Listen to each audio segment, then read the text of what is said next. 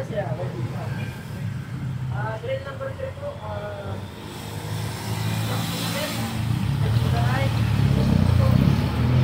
Step ko na rin po. Kanan, kanan para. Dalawa. Ano po position natin? Yung original position, dapat po pagpagsak natin.